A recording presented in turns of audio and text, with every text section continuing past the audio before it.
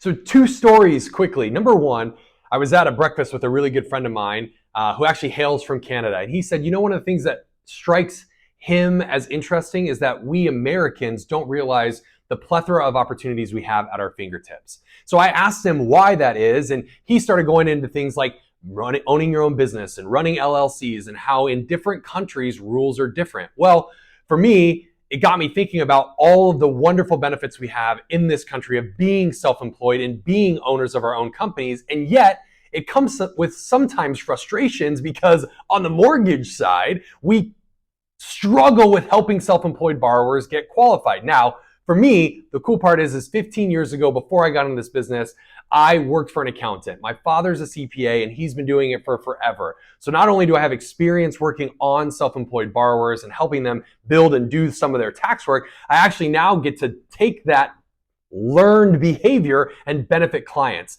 So the second story was a client came to us and made a ton of money. Didn't make any sense why he wouldn't be qualified, but Fannie and Freddie have this interesting rule about what we call liquidity.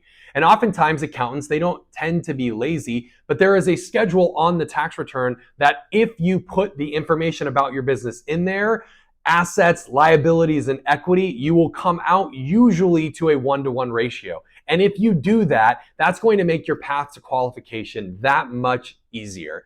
So the whole point for me is we live in a land of opportunity, America. We're not in Canada where there's a lot of restrictions. We're not in other countries where there's a lot of restrictions. So we have opportunities to be self-employed. We just have to understand by being self-employed how that implicates and how that impacts us in other areas. So my recommendation to you is if you're trying to buy a home and you're self-employed, or even if you're not, make sure that you're finding these partners that understand self-employed business, understand taxes, and can put it all together so that you can be not only a successful business owner, but a successful homeowner and a successful entrepreneur in whatever you want to do.